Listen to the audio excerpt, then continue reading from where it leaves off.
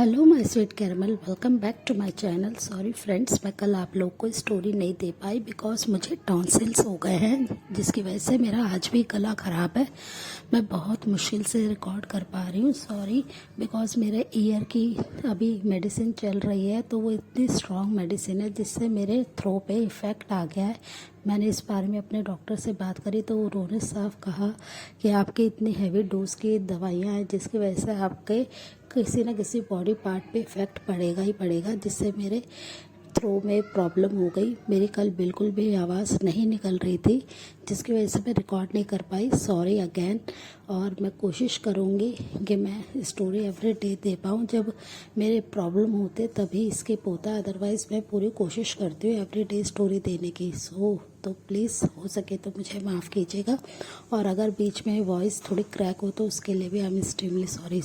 जैसे कि हमने रिवेंज के लास्ट पार्ट में देखा था, ते बालकनी में आ जाते हैं। वो हैवी रेन में बहुत ज़्यादा भीग रहे होते हैं। शुगा उन्हें रूम में ना देख के बहुत ज़्यादा परेशान हो जाते हैं। सो फ्रेंड, आगे हम देखते हैं।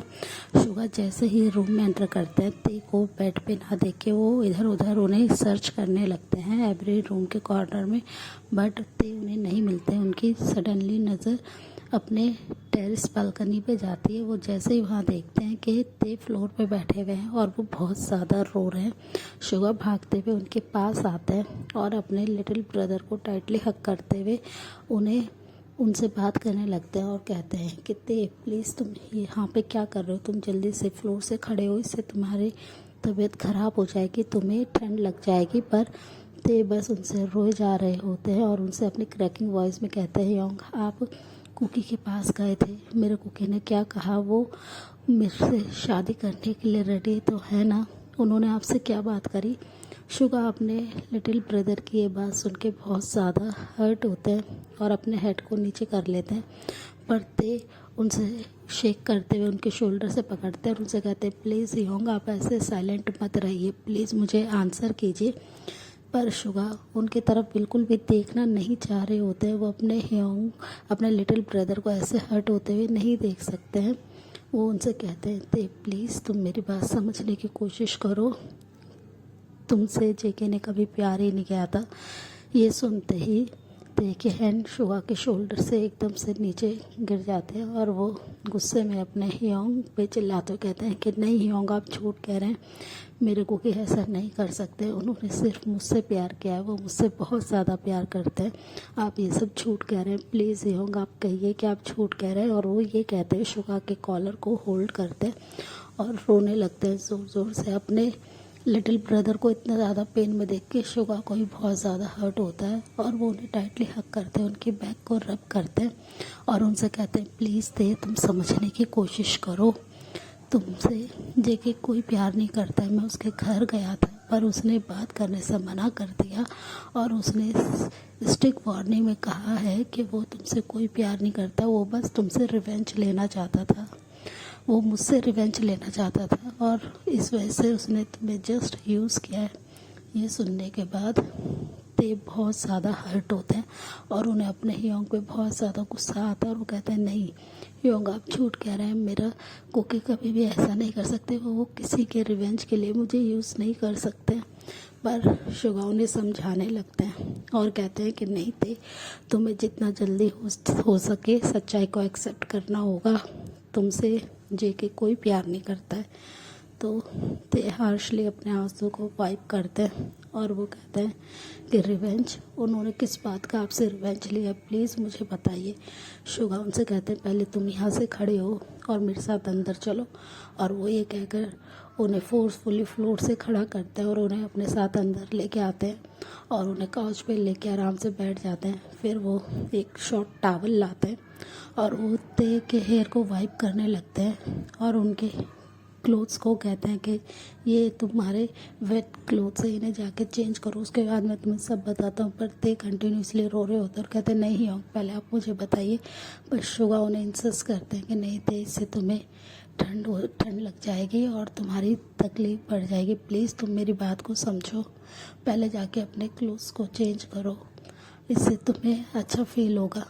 पर ते बस रो रहे होते हैं और वो ना चाहते हुए भी वॉशरूम में जाते हैं और वो फ्रेश होके आते हैं और अपने वेट क्लोथ्स को चेंज करते हुए ड्राई क्लोथ्स को पहनते हैं और वो अपने ह्योंग के सामने आ जाते हैं।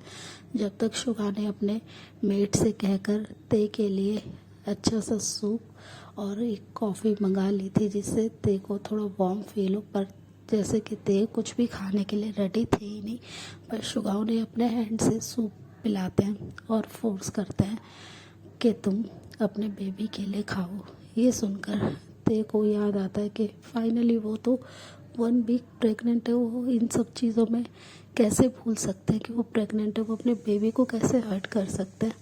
ये सुनते ही ते तुरंत ही अपने लोअर एब्डोमेन पे अपने हैंड को रखते हैं और उसे रब करते हैं और वो कंटिन्यूसली उनकी आंखों से और भी ज़्यादा आंसू ड्रॉप होने लगते हैं, जिसे देखकर शुगा को बहुत ज़्यादा हर्ट होता है। वो साइड टेबल पे सूप का बाउल रख देते हैं और वो ते को टाइटली हग करते हैं और उन्हें समझाते हैं कि ते प्लीज़ तुम ऐसे मत रहो, इससे बेबी को तकलीफ़ होगी। फिर ते अपनी शेकिंग वॉइस में कहते हैं प्लीज़ ह्योंग मुझे बताइए ऐसा क्या हुआ है जिसकी वजह से मेरे कुकी ने मुझसे रिवेंज लेने के लिए यूज़ किया है, वो आपसे किस बात का रिवेंज लेना चाहते थे। फिर शुगा एक डीप ब्रेथ छोड़ते हैं और उनसे कहते हैं कि तुम उस टाइम पे मॉम डैड के साथ ते ऑस्ट्रेलिया में थे और मैं यहाँ पे कोरिया में अपने बिज़नेस के लिए था। हमारा बिज़नेस बहुत अच्छा था, हम टॉप की नंबर 1 कंपनी बन चुके थे एशिया की, और मैं किसी से प्यार करने लगा था। ये सुनकर ते तुरंत ही शुगा की तरफ अपने शॉक्डफुल फेस से देखते हैं और कहते हैं कि आपने किसी से प्यार करते थे, पर ये बात मुझे आज तक क्यों नहीं पता। तो शुगा स्माइल करते हैं और कहते हैं कि ये बात मैंने किसी को नहीं पता चलने दी थी। मैं जेके के ब्रदर जिमिन से बहुत ज़्यादा प्यार करता हूँ और मैं उसके साथ ही रहना चाहता था, पर डेस्टिनी को ये नहीं मंजूर था। तो ते रोने लगता और कहते हैं कि ह्योंग क्या हुआ था, प्लीज़ आप मुझे सारी बातें बताइए। तो शुगा उन्हें कहते हैं ते इन बातों का कोई फ़ायदा नहीं है, तुम प्लीज़ रेस्ट करो। पर ते बहुत ज़्यादा जिद करते हैं तो शुगा की आंखों से भी आंसू ड्रॉप होता है और वो ते को अपना सारा पास्ट बताने लगते हैं। यहाँ से फ्लैशबैक स्टार्ट होता है। शुगा उनसे कहते हैं कि मैं जब यहाँ पे था तो मेरी जिमिन से मुलाकात हुई थी और मैं और जिमिन एक दूसरे से बहुत ज़्यादा प्यार करने लगे थे। मैंने ये चीज़ें किसी को नहीं बताई थी क्योंकि मुझे पता था मॉम डैड मेरी मैरिज के लिए एग्री नहीं होंगे, वो कभी भी जिमिन को एक्सेप्ट नहीं करेंगे क्योंकि जिमिन एक बहुत ही मिडिल क्लास फैमिली से बिलोंग करता था। उसके डैड का एक छोटा सा बिजनेस था जो कि इतना ज़्यादा अच्छा नहीं चल रहा था, पर जिमिन एक बहुत ही स्वीट पर्सन है, वो मुझसे बहुत ज़्यादा प्यार करता था, वो बहुत ही काइंड हार्टेड था। उसका एक लिटिल ब्रदर था जिसका नाम था जियोन जंगकुक और वो बहुत ज़्यादा उस समय लिटिल था। तो मैं और जिमिन जब बहुत ज़्यादा एक दूसरे से प्यार करने लगे थे तो हमने डिसाइड किया था कि हम लोग एक दूसरे से मैरिज कर लेंगे। और मैंने पहले इस बारे में मॉम डैड को एक बार बताने की कोशिश करी थी कि मैं जिमिन से प्यार करता हूँ, पर उन्होंने ये सुनते ही जिमिन को बिना देखे रिजेक्ट कर दिया था और उन्होंने स्ट्रिक्ट वार्निंग दी थी कि हम किसी भी मिडिल क्लास फैमिली से अपना रिलेशनशिप नहीं चाहते और तुम्हें वहीं शादी करनी होगी जहाँ हम तुमसे कहेंगे। और ये कहकर डैड ने फ़ोन को कट कर दिया था। मैं और जिमिन उस दिन बहुत ज़्यादा हर्ट हुए थे। मैंने ये सारी बातें जिमिन को बता दी थी। मेरा जिमिन उस दिन बहुत ज़्यादा रोया था और उसने कहा था कि ठीक है शुगा, आपकी फैमिली जहाँ चाहती है आप उनसे मैरिज कर सकते हैं। और मैंने भी यही डिसाइड करा था कि मैं मॉम डैड को हर्ट नहीं करूँगा। मैंने पूरी कोशिश करी जिमिन को भुलाने की।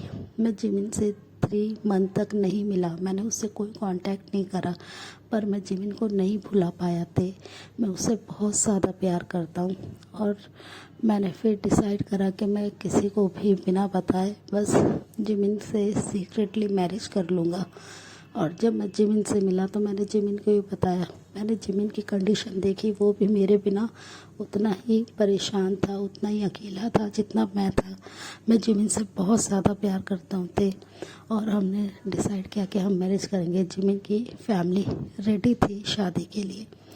जिस दिन हमारी वेडिंग होने वाली थी, मैरिज डे था, उस दिन जिमिन और उसके फैमिली पहले ही चर्च में थे और उनके कुछ रिलेटिव्स भी आए हुए थे और कुछ फ्रेंड्स भी, हमारे कॉमन फ्रेंड्स भी आए हुए थे। जिमिन मेरा वेट कर रहा था। मैं जैसे ही मैरिज हॉल के लिए निकला तो रास्ते में मुझे कुछ लोगों ने किडनैप करके ऑस्ट्रेलिया भेज दिया और मैं वहीं पे ही एक रूम में मुझे लॉक कर दिया। मैंने बहुत ज़्यादा रिक्वेस्ट करी और तुम जानते हो ये किसने किया था? ये हमारे डैड ने किया था। जिमिन पूरा दिन बस मेरा आने का वेट करता रहा। वहाँ पे उसकी फैमिली थी, उसका लिटिल ब्रदर था। जिमिन ने बहुत वेट किया मेरा और मैं उस दिन मैरिज हॉल में नहीं पहुँचा, जिसकी वजह से जेके को ये लगने लगा कि मैंने जानबूझ के ये सब किया है। पर मैं सच कह रहा हूँ कि मेरा किडनैप हुआ था और मुझे 1 मंथ तक वहीं पे ही बंद करके रखा गया था। बाद में जैसे ही मुझे पता चला कि मेरा ये जिमिन मेरा वेट कर रहा है, मैं तुरंत कोरिया भी आया ऑस्ट्रेलिया से। पर जब मैं यहाँ पे आया बहुत देर हो चुकी थी। मेरा जिमिन और उसकी फैमिली यहाँ से जा चुके थे। मैंने पता करा, उन लोगों को सोसाइटी में बहुत ज़्यादा अपमान सहन करना पड़ा, बहुत ज़्यादा मेरे जिमिन को बातें सुननी पड़ी, जिसका गुस्सा जेके ने तुम पे उतारा। ये सुनकर ते की आंखों से कंटिन्यूसली आंसू ड्रॉप होने लगे थे और उन्हें बहुत ज़्यादा हर्ट फील हो रहा था अपने हियाओं और जिमिन के लिए। और वो अपने हियाओं को टाइटली हग कर लेते हैं और उनके बैक को रब करने लगते हैं। शुगा ये सारी बातें बोलते समय बस कंटिन्यूसली रो रहे थे। उनकी आंखों से 1 मिनट के लिए भी आंसू नहीं थमे थे और वो उनसे कहते हैं कि इस वजह से मुझे लगता है कि जेके ने तुम्हें हर्ट किया है। तो ये सुनकर ते बस अपने हियाओं की तरफ देखते हैं और कहते हैं, हियाओं मुझे तो इस बारे में कुछ भी नहीं पता था कि आपने इतना सारा सफ़र करा है। मॉम डैड ऐसा कैसे कर सकते हैं आपके साथ? तो ये सुनकर शुगा एक ब्रोकन स्माइल देते हैं और कहते हैं कि वो कुछ भी कर सकते हैं ते, और इसलिए मैं जब अपना बिज़नेस अलग से मैंने सेटअप करा, मैंने उन लोगों को छोड़ दिया, तो मैंने कुछ टाइम के बाद तुम्हें अपने पास ले आया और तुम्हारे साथ रहने लगा, जिससे मॉम डैड भी बाद में धीरे धीरे चेंज हो गए। उन्हें भी अपनी गलती का रियलाइज़ हुआ। पर जब तक बहुत देर हो चुकी थी, मैंने अपने जिमिन को ढूंढने की बहुत कोशिश करी, पर पता नहीं, जैसे कि मेरा जिमिन वैनिश हो गया था। अब जाके मुझे पता चला कि जिमिन की फैमिली यहाँ से हमेशा के लिए छोड़ के वो अमेरिका चले गए थे। मुझे नहीं पता था कि मेरी एक मिस्टेक मेरे लिटिल ब्रदर की पूरी लाइफ ख़राब कर सकती है, और वो मिस्टेक जो मैंने नहीं करी थी वो बस डेस्टिनी की वजह से हो गई थी मेरे साथ। और वो ये कहकर बहुत ज़्यादा रोने लगते हैं और वो ते को हक करते हैं। ते बस उनके बैक को रब करते हैं।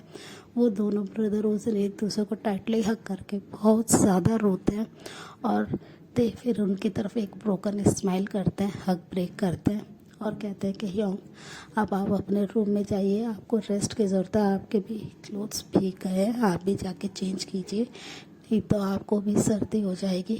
और वो ये कहकर उनकी तरफ एक फोर्सफुल स्माइल करते हैं। उन्हें ऐसे स्माइल करते देखकर शुगा भी स्माइल करते और कहते हैं कि ठीक है ते तुम रेस्ट करना, और वो उन्हें आराम से बेड पे लिटा देते हैं और उनकी पूरी बॉडी को ब्लैंकेट से कवर कर देते हैं और शुगा उनके रूम से चले जाते हैं। ते बस रूम में लेटे रहते हैं बेड पर और उनकी आंखों से आंसू ड्रॉप होते हैं और वो काफ़ी ज़्यादा हर्ट वॉइस में कहते हैं कि जेके आपने मुझे उस बात की पनिशमेंट दिया, सज़ा दी जो मैंने कभी करी ही नहीं थी।